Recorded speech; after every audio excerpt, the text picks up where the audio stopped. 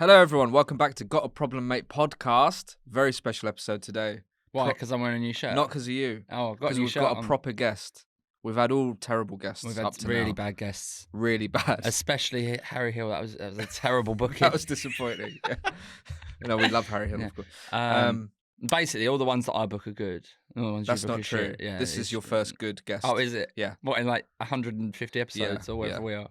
Yeah, well, I haven't started talking yet, so we don't know whether it's going to be good or rubbish, do we? We might he's a not bad put guest. it out. He's already before we've even introduced him, he's piped up. That's a bad guest, yeah.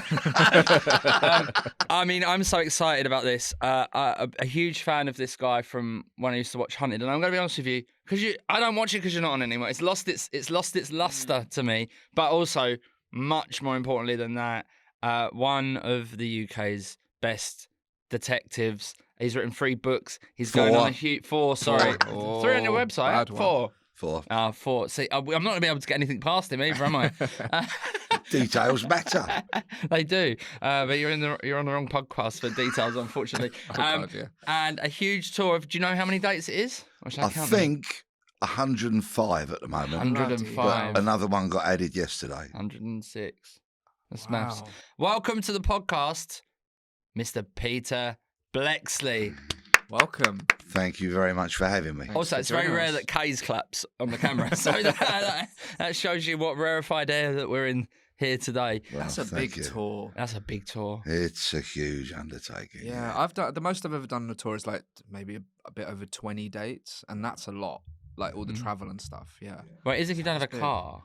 That's true. Which you don't. Are you driving around to all of yours? Well, fortunately, my wonderful wife is retiring from her job in December, and she's going to be my tour manager, driver, PA, and all of that. So we're going to travel the UK together, which I think is wonderful. I'm very excited about that. Sarah loves driving. Yeah. I hate driving, so that's handy. Perfect. And I predict that somewhere around Crewe, Boston, Wimborne, at the beginning of May, things might get a bit tense.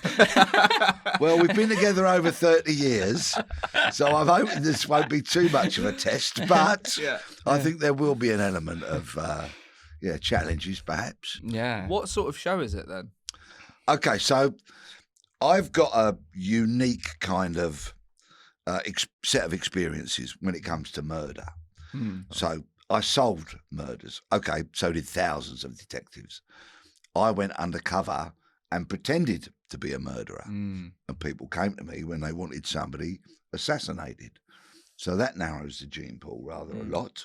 And then lastly, and unfortunately, I became the subject of a murder plot, which led to me being hurriedly ripped out of my life and parachuted into witness protection. Yeah, right. And that was a particularly miserable period in my life. So when you couple those 3 things together, it's going to be a unique show because my experiences of all those elements of my life are going to be told. That's the first half of the show. The second half of the show, for over 20 years now, I've been fascinated and have been investigating and researching an unsolved murder. The murder of a 30-year-old father of 2 who worked in a bank called Alistair Wilson, a straight-up, much-liked, regular sort of fella who got gunned down on his front doorstep just after 7 o'clock one Sunday night on the 28th of November 2004 in a place called Nairn in the Scottish Highlands. Right. It's beautiful. I first went there in 2005 working for the BBC on the first anniversary. And I'd only been in the town and looking at the crime scene and getting a feel for the place for a matter of minutes. And I said to the BBC journo I was with, I said, this is a crime that could, and moreover, should be solved. Here we are, over 20 years later, and Police Scotland have manifestly failed to nick anyone, which is appalling. It's been a litany of disasters from the policing side, and I've been across them all because I've been very, very close to this case for over 20 years. I've written the only book about it, which was published in 2018 and actually generated a lot of activity. And I'm still across the case. Quite literally, on a weekly basis almost. Wow. I am receiving information or speaking to people or doing something in some way connected to Alistair's murder. The police at one point were going to arrest somebody. I know exactly who that is, but they didn't. Their work has been disastrous. They've lied to the family. This is a light-hearted podcast, isn't it? But bless you, Alistair, you know, in your memory, they've lied to the family. Senior officers been disciplined over it. Many of these stories have been broken in the media. And the second half of the show will be all about my hunt to find the killer of Alistair. Now, is there going to be any updates in the tour about Kevin Parle? Kevin Parle. Well, I dedicated 4 years of my life to trying to find him. I loved the podcast so much. It was like, thank you. That got me through some drives a bit like Crewe, Boston, Wimborne, and Hull. Let me tell you, like, because when you're doing these drives and you're on your own at night, sometimes you're like, I need something that's going to keep me awake for this last 2 hours. So I'd always save those sort of podcasts, and yours is one of my favourite crime podcasts that I've ever listened to, for the way home in those tough last couple of hours on the way back from a long trip. So, well, thank you. I'm all across that podcast. Thank you. And it's still up there, Manhunt, Finding Kevin Parle, for anybody on all the platforms, for anybody who wants to listen to it. We did a lot of travel. I worked incredibly long hours and with a lot of determination trying to find him. That was my goal. And I had a very interesting relationship with both Merseyside Police and the National Crime Agency. Since the podcast has finished, the BBC wouldn't give us the money to make an update episode, which we really wanted to do and had good material to do that with. And as we left the meeting, when the BBC basically said there's no more money for us, they said, however, if there is a significant development, we will be the first to know, won't we? Will they fuck? Seeing as they didn't stamp up the money, they'll now be the last to know. Yeah. But in fairness to your audience... How much do you want? We'll get you... You can come on here and do it on here. Yeah. The information that was once a torrent about Kevin Parle slowed to a river, then to a stream, then to a trickle, and it's fair to say the riverbed has virtually dried up now. Right. I do get snippets from time to time. But I gave it a really, really good go. And the main reason why it was so difficult, and I remain convinced that we got very close to him, you will have heard that in one of the episodes, that we got very close, is because Merseyside Police, prick your ears up here. They're big fans of this pod. They say one thing publicly and they say another thing privately. Right. And I can prove all of that. And when you've got an organisation that is dishonest like that, it makes things very, very difficult.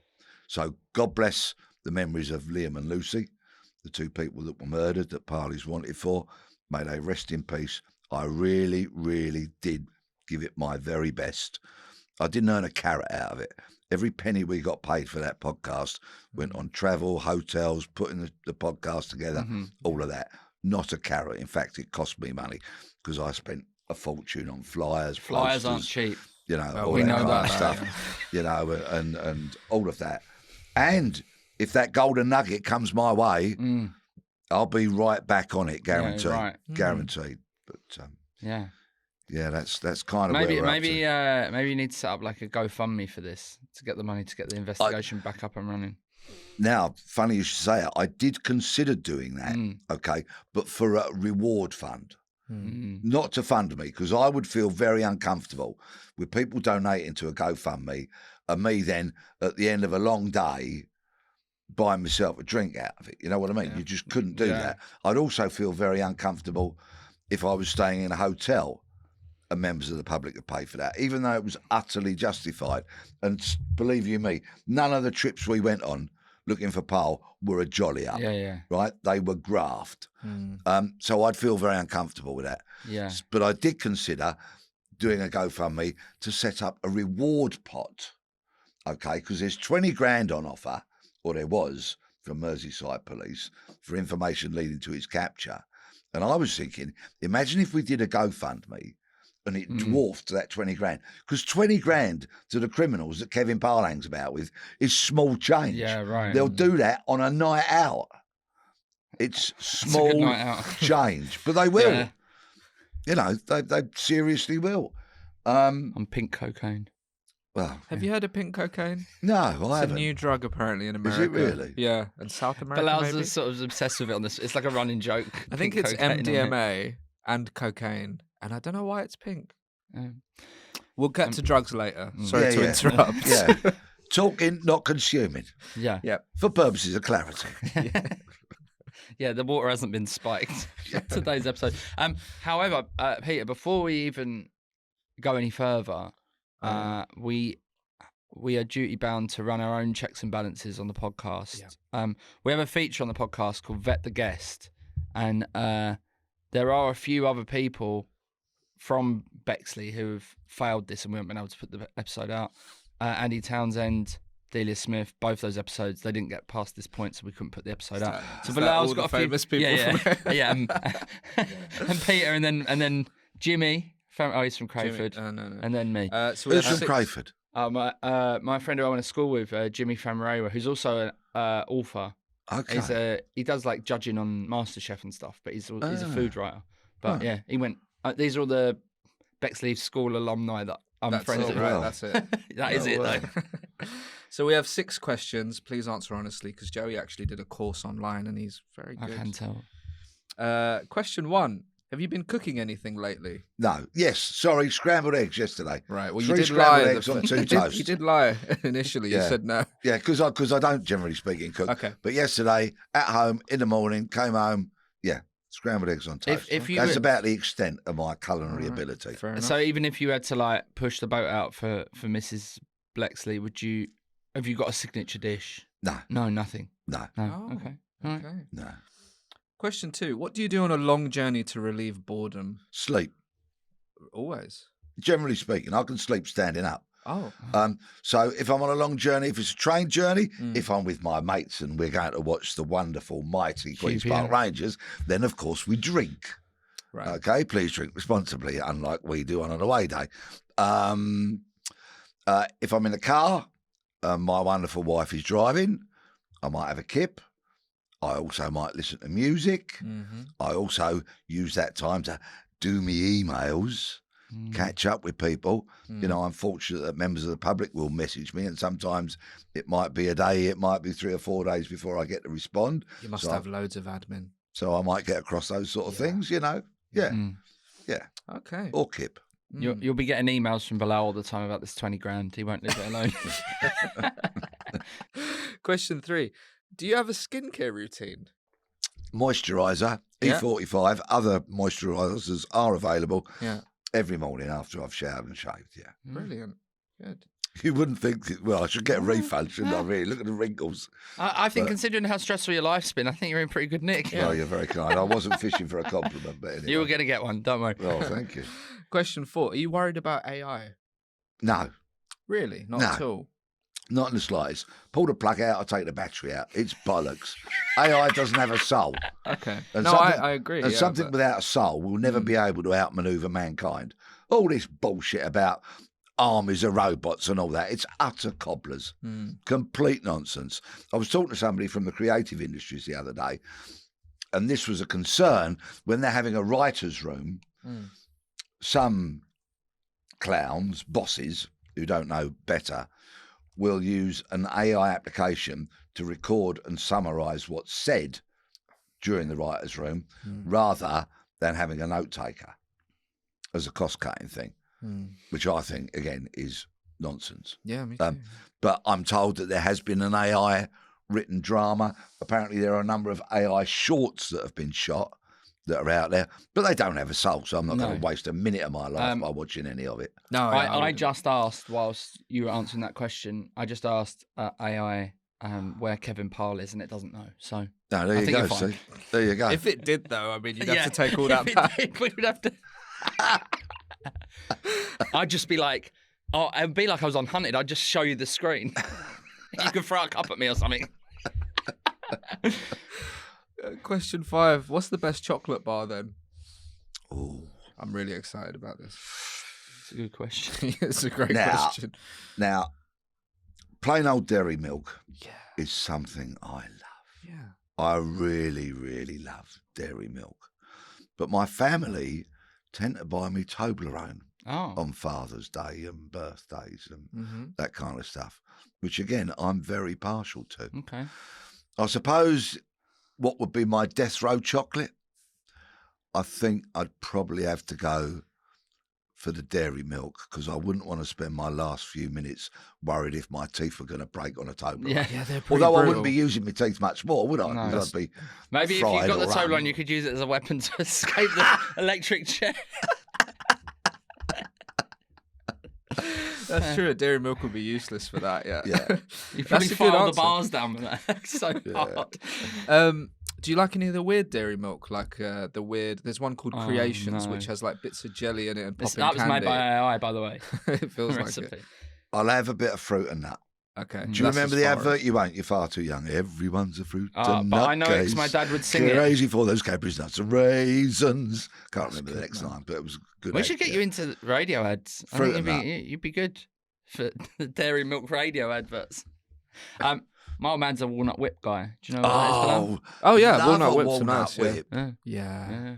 Yeah. Yeah, that's his thing that we have to get him on Father's Day. But I How can is only it? find them in Marks and Spencer's. Yeah, these yeah. days. They're less You can't get the popular. real ones They anymore. must have hijacked the trade name or whatever. Well, I mustn't tell you what they? it is. You're doing far too well in your media career to go to any of the places like B&M or Poundland. I think that's where the walnut whips are That's these where we days. go. Yeah. And final question of Vet the Guest is: you are a football fan. If you were a striker, what would be your signature goal celebration? It wouldn't be Shearer's. Yeah. It wouldn't be one of them slide into the corner flag on your knees and all that Dangerous. kind of game. Yeah. Uh, Backflip. No, it wouldn't be a backflip. Would you maybe not? Would you be like a Stuart Pearce who just wouldn't celebrate? No, of course I'd celebrate. Of Just like course I'd a celebrate. glare. I think there would be some flamboyant kind of hand movement. You know, there might be an element of Usain Bolt, but Oh. certainly with a twist. Okay. You know, I kind The of, Blexley twist. I don't, you know, the old Jurgen Klopp with all that kind of stuff up there, Yeah. kind of always puzzled me really because you don't really look like you're about to punch someone in the head. Mm. I think there might be an element of Usain, an element of punch or twist in some regard. That's a bit too martial artsy, isn't it? Mm. So I'd bin that off. I would work on it. It would have some flamboyance to it, Yeah. and it would be repeated just about every Saturday as I banged another one in, or Yeah. you know. That's a great answer. Yeah, great. Yeah. Congratulations, Peter Bleksley. You scored 7,600 on Vet the Guest. That's very high. It's not You can bad. stay. You can stay Thank you. for On the the rest of the podcast. episode. Thank you, gentlemen. Yeah. Thank you very much. So that being said, I've got a big question to ask you, and it is about. I want to start with hunted, right? If me and Bilal, or even yourself, was to go on hunted, what is the best way to win the money? The advice is very, very simple. Be nice to people. Just be nice to people. Then they will transport you, put a roof over your head, feed you, wash your clothes, take you wherever you want to go, give you a few quid. All of that. Mm. Just be nice to people. It's that simple.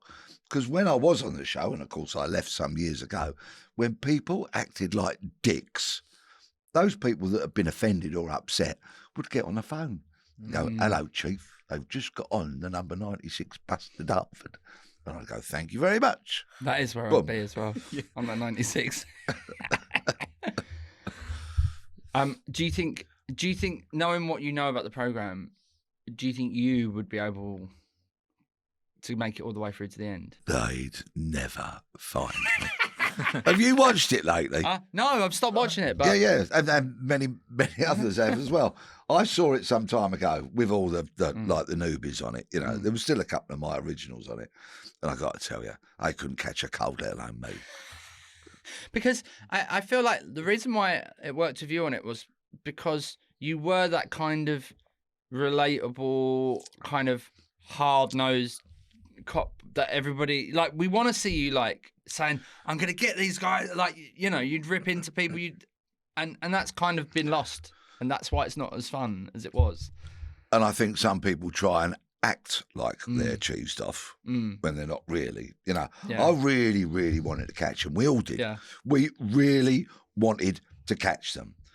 And of course, we knew it was a TV show, but if you're going to be a part of that, buy into it, make it mean something, and really give it your best. And we did. And I got so incredibly pissed off when people won.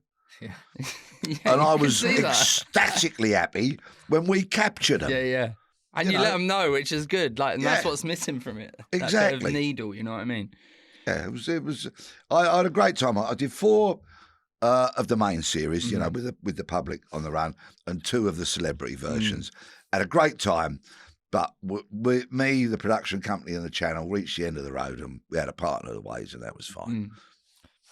Did you always want to be in entertainment in some way back when you were doing the police stuff? The only time I was really popular at Erith School, I went to Erith School. Oh, you went to Erith School? Yeah, we used to bash you up. No, I don't know. Meet you at the clock tower. Meet at the clock tower. Yeah, it was that. You meet at the clock tower at Bexley Broadway for and a have fight. a mighty great tear up. St Columbus, Bexley Heath, us. Yeah. Because before that, it used to be us and Brook Street, but then we combined in my 3rd year to become Erith School. Right. Yeah. Meet Bexley Heath clock tower for a tear up. Oh. Are you two going to do that after this? Yeah, we're going to have a tear up. We're going to get the train to the clock tower together. And believe you me, it won't last very long. Yeah, he'll batter me. He'll absolutely batter me. My street fighting days are behind me. Please don't. And so am mine, but that's because they never started, mainly. Yeah, so what was you saying? I was asking if you always wanted to be in entertainment. Yeah, that was the only time I was really popular with the staff at school, every year when the play came round. Oh, right, okay. So I'd then get a decent role. When I was in like year 7 and 8, I was fulfilling roles in the 6th form play because I had a bit of a talent for showing off. Brilliant. And yeah, that was about the only time staff liked me. So I guess there was an element of showmanship in that and in my character. I did a review shows as well when I was in the Scouts. We were fortunate enough to put on a big review show every couple of years. I loved all of that. The smell of the grease paint, opportunity to show off, yeah, I'll have it. And then, of course, when I joined the Cops, I'd only been in the Cops for about 7 years, and I found another opportunity to perform, and that was by going undercover. So being something I wasn't. Yeah. And I had a talent for that, fortunately. I had a propensity for telling lies. So for 10 years, I did that, and it was... Are you enjoying this episode? It was a performance. Yeah. And I definitely want to get into that more as well, the whole what would you say makes a good undercover or a good candidate to be an undercover officer? Tremendous sphincter control. Right. Yeah, because it can be largely terrifying. Yeah. Yeah, so you've got to have bottle. Yeah. You've got to be able to be there, especially when they're fronting you out. You could be old Bill. You could be undercover old Bill, and all that kind of game. Then you go to the loo and they stick you up against the wall and rub you down in case you're wearing a wire. All that stuff. A lot of the negotiations were tense, and because people, if they got caught, knew they were going to be looking at very significant jail terms. Yeah. So people didn't want to get caught. So you had to negotiate all the circumstances into a position that everybody was happy. But in order to do that, you were actually making them break with their usual kind of way of doing business, because I had to get them into a position where 3 things could be achieved. Number 1, the contraband can be seized. Whether that's a lorry load of trainers or scotch, which is far more easier to identify and seize than if it's 5 kilos of cocaine, for example. That's a lot more tricky. Which is in those cupboards behind you, by the way. There you go. I won't go anywhere near them. Not guilty, Your Honour. So, yeah, first of all, get the gear onto the plot. Secondly, orchestrate circumstances where the bad guys can get nicked. Or else it's all a bit pointless. And thirdly, hopefully, a situation whereby I can escape. So you're constantly trying to juggle the situation, manipulate and manoeuvre the conversations in a scenario whereby those 3 objectives can be achieved. Constantly, a bit terrified doing that. Yeah. Yeah, of course, because if you get rumbled, it's not going to end well. And some of the people were terrifying. Some of them were charming, hysterical company. So a bit of like Stockholm syndrome. You actually felt like you kind of quite liked them at points, and then. Yeah, on a number of occasions, Yeah, I would be negotiating with people, and we'd be coming towards the end of it, and I knew that the following day when the trade was going to go down, they were going to get nicked, and they were going to go to jail for a long time. And part of me was going, you silly, silly people. You've got so much talent, so much charm. If only put your abilities towards something else, you wouldn't be going to prison tomorrow. And that was what part of me was thinking, because you'd get to like some of them. Yeah. Some of them were psychotic, gun-toting frigging hoodlums who you just wanted off the street and away from the public. But others could have chosen a different path, and they'd have been just as successful as that, as they sort of were at crime. Were you ever tempted to, by some of these charming, talented people, were you ever tempted to turn and be like, I'll just go with them, make a load of money, disappear? Next fucking stupid question, please. Right. I nearly got him. I have a genuine question. Have you seen the film The Departed? Yes. Do you know? Long time ago. Yeah. So it's the one where basically there's Leonardo DiCaprio as an undercover cop with some, hanging out with Jack Nicholson, the criminal. But then you've also got Matt Damon, who is a mole in the police. So he's a criminal that's in the police. Is that possible? Or is that nonsense? The police are made up of the public, believe it or not. So it attracts all types. Good cops, bad cops. And sadly, these days, we see far too many examples of very bad cops. So all things are possible. We have had examples recently of people being deliberately recruited into the police on behalf of organised crime. Likewise, people recruited into the prison service on behalf of organised crime so that they can further their criminal aims. Wow. So these things happen. It's a big, bad world out there. Wow, that's mad. Yeah, that is mad. Yeah, are you going to... Am I going to do that? Yeah. I'll give my career 2 more years and then we'll see what happens. Let's have a haircut. Oh, okay, I'm not going to do that. I have got one under here. Fortunately, of course, when I was undercover, I was allowed to grow my hair halfway down to my backside. And I had a ponytail and all that sort of stuff, which is a bit difficult to believe these days. But I've dug some photographs out for the tour. Yeah, great. Which I'm sure will cause huge embarrassment to me and some entertainment for the audience. Yeah, that's brilliant. Which is basically what it's all about. That's what it comes down to, embarrassing yourself until people are enjoying themselves. Oh, it's going to be great. When... I know you've gone undercover as all different types of felons. Yeah. How much homework did you do? And how much, was there particular ones that you revelled playing that guy or... When you say homework on the villains I was about to meet? No, that you were about to be. Right. If you're gonna play at being it, you better well be it. Right. You better well know your stuff. Yeah. So what is the preparation for that like? Well, mine was years and years and years of learning. I'd been in the cops for 7 years or thereabouts before I went undercover. I come from South London, so I was no stranger to drugs at parties and all that kind of stuff. And so I knew a fair bit about the illegal drugs industry. But when you're sitting at a table and you're negotiating to buy 100 grand's worth of gear, you have to be utterly convincing. You have to be the real deal. Otherwise, they'll think you're some kind of patsy, or worse still, some kind of undercover cop. So I knew every bit of gear inside out. I don't own your pink cocaine, what was in it, how it was manufactured, most likely the regions where it came from, and all of that. And I don't own what the effect of taking it was like on you, all that kind of stuff. I knew my stuff. Likewise, we had a brilliant operator, some operators in the undercover unit who knew everything there was to know almost about fine art. So when Edward Munch's The Scream got stolen, they can go undercover and pretend to be either an art dealer, an insurer, a criminal, a representative of some James Bond type baron who wants it hanging on his wall. And they were experts in their field. I could never have professed to have been a public school educated posh boy who knew everything about fine art. Yeah. Right? That wouldn't have washed. But Could I play the role of a South London oik who's got a few quid? Yes. And when it came to the identities of these people that you were going undercover as, how does that come about? Do you sit down? Do you work out the names? Do you get given them by the like? How does that work? No, you create your own backstory, legend, call it what you will. Yeah, because you have to, because you're doing it. Yeah. No one else can do it for you. You're going out there and telling that lie. And of course, the easiest lie to remember is the one that's closest to the truth. So it's the easiest lie to tell and remember.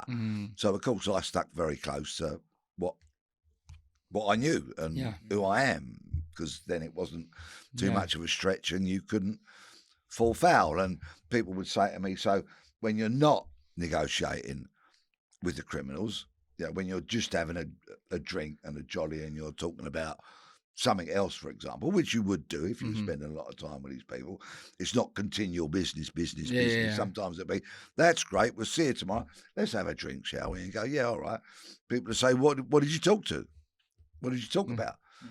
And I said, and this is still, as I got told recently, a part of undercover training, contemporary training, stick to what you know. And I would talk about the 3 Fs: fighting, fucking and football. Right? And that was it. Yeah. And I'd stick to those things. Yeah, right. Well, I know about. I knew a lot about fighting and those. football. Yeah. Yeah. I was all right on 2 of them. Were you ever worried about getting found out? Yeah, constantly. Yeah. Yeah, of course. Yeah, because it ain't going to end well. Yeah. Yeah. I couldn't But imagine. it's great. It gets the adrenaline going. Yeah, exactly. It keeps you very, very alert, but you've got to learn how to control that. Did you have trouble sleeping and stuff? No. No, he says he sleeps standing up. Oh yeah, sorry. Do you not listen? Yeah. No, didn't have a problem sleeping. Sometimes if you've been on a particularly high adrenaline op, and that was usually the day the trade went down. But the day the trade went down, the contraband is seized, the people are nicked, I've made me escape. Somebody from the team, because the work for the team then really begins, because they've got to process all the prisoners, the exhibits, put the case papers together, and they've got loads of work to do.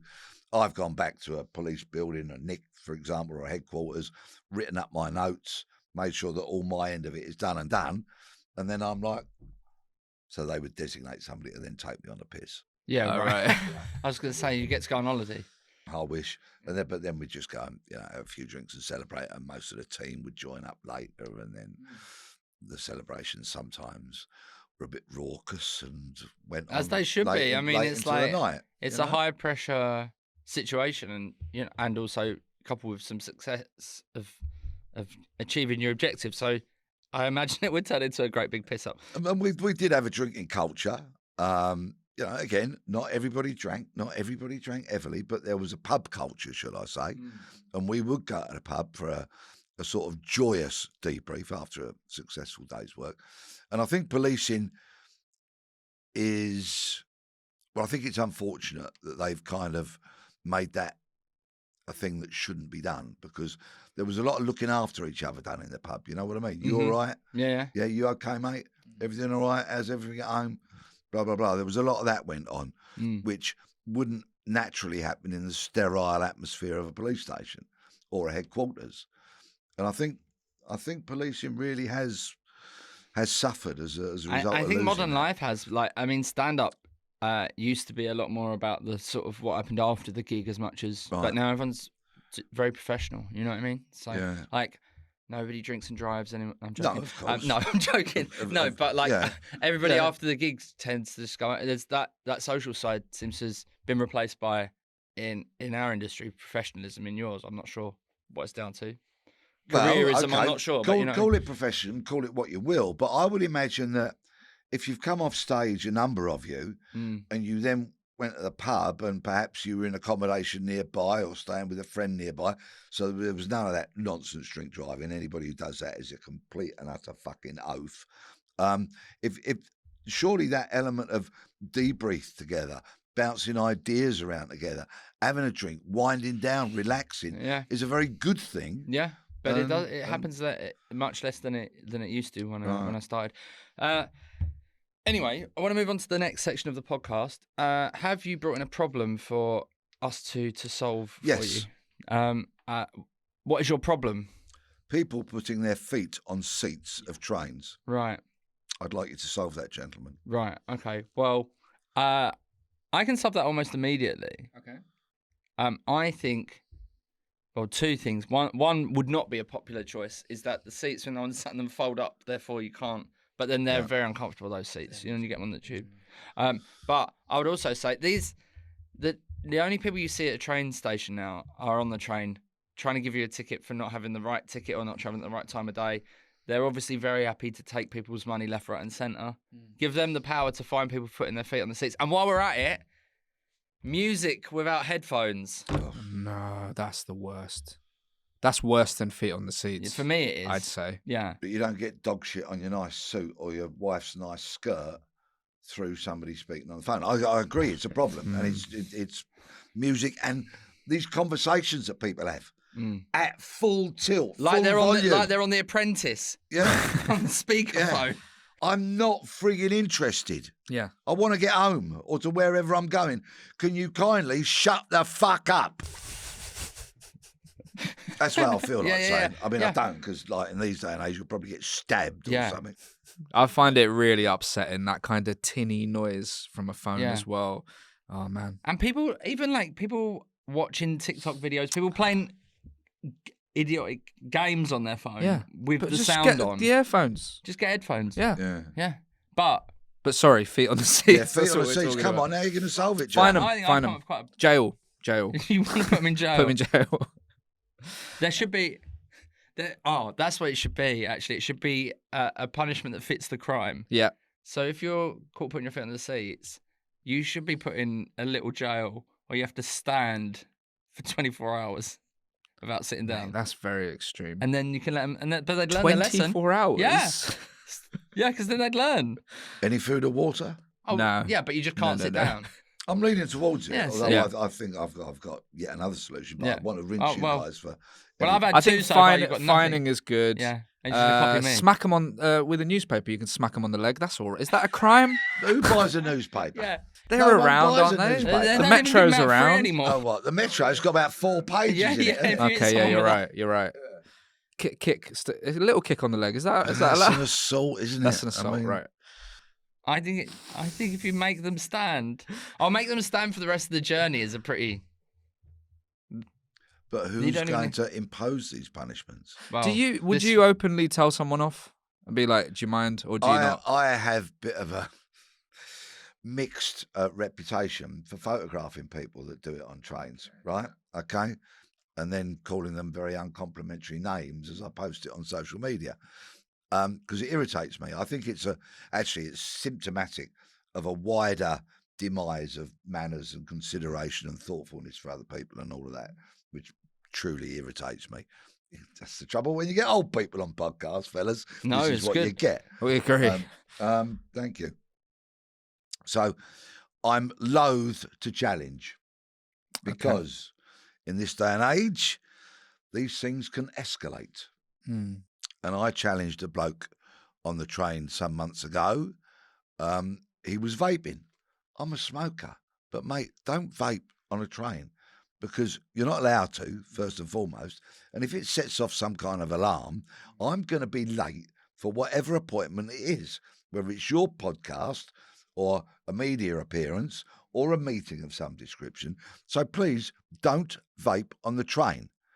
And it got a bit ugly. Right. It really got a bit unpleasant. So much so that I took my glasses off. Okay, because I felt it might have got physical.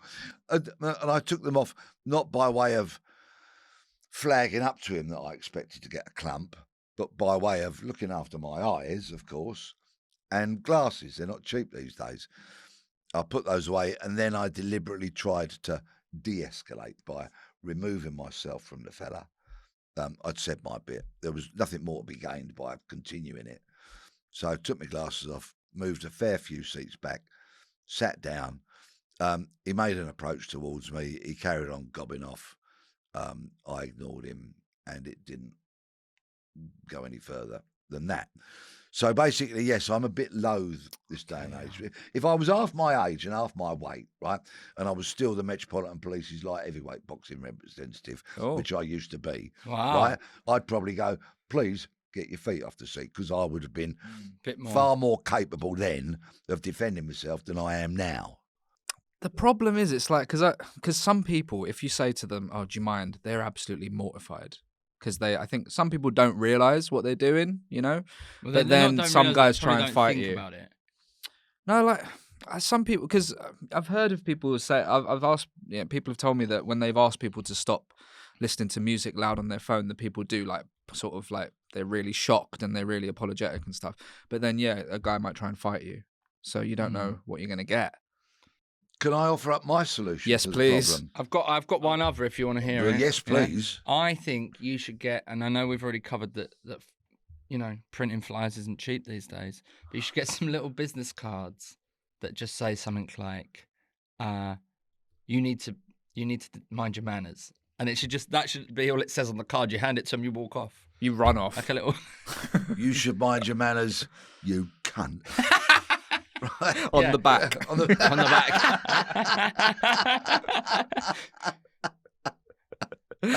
and then you should be filming this, and then you'll blow up on Instagram. You'll sell more tickets, and there you go. I've got another solution. Go on.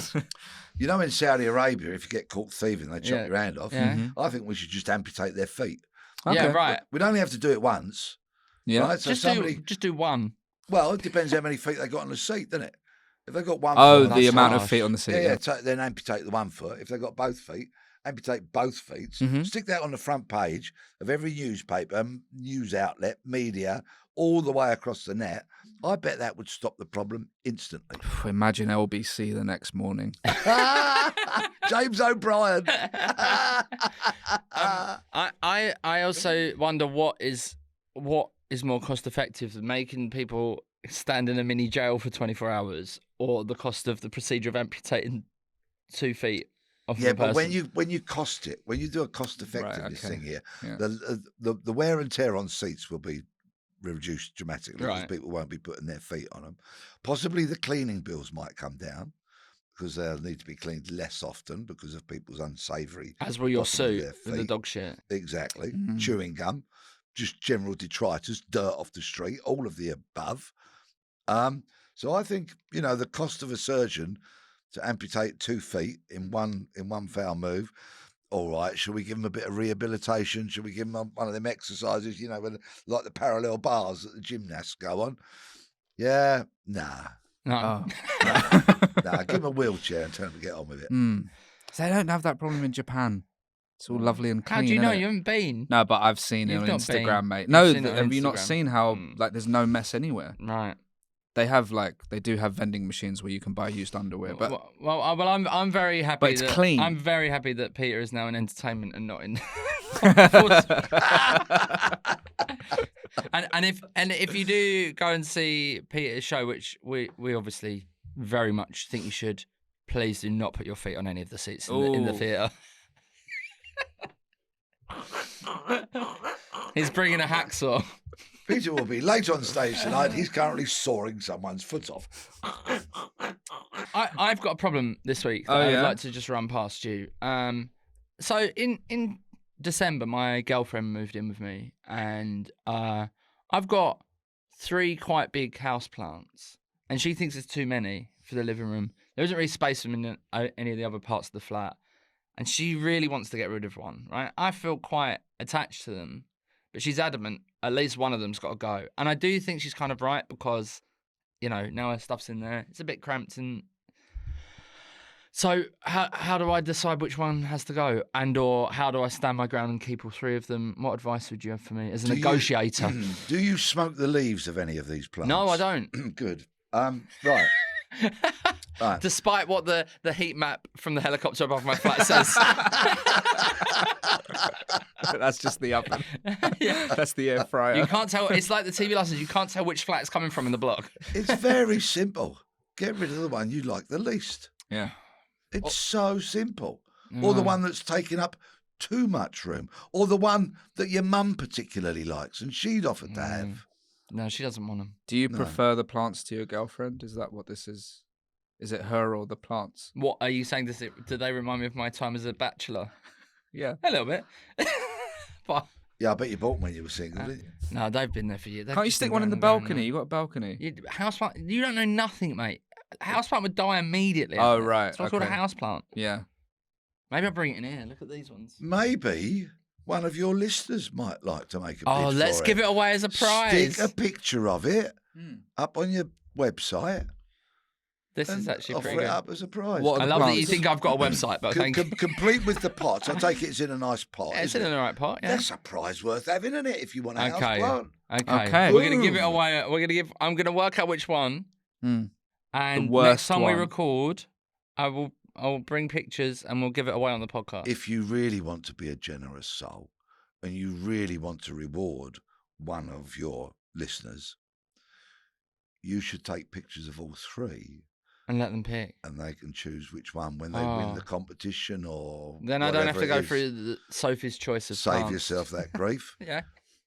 and dedicate it to that person. Do you know what? That's actually That's the a first bit of beautiful useful answer. advice we've ever had on this podcast. Yeah. Do you want to come on every week? No, thank you. Before we wrap up today, have you been to any good places in Bexley? Any good restaurants? Where are you going? Is that In the really local what- area? how I you're wanna going to wrap know, up? Yeah, no, we're not. Right. It's not how we're going to wrap up. I just want to get this in. Local. Okay. It's very rare that Okay. I get someone from my local hood. Super Bowl, you know. Right. You've been So, do you know where Hurst Primary School is? I'll forgive you if you don't. No, It's tucked away despite a my little bit. look, no, I Right, don't. okay. You know where the Three Blackbirds pub is at Blendon? Yeah, yeah. Up by the, Yeah. up towards Danson. Yeah. Right? Yeah. Yeah.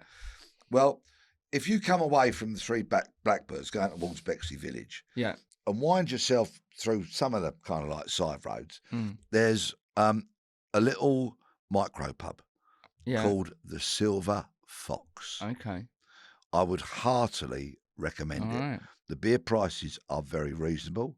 The couple that run it, Simon and Nikki, are lovely, lovely people.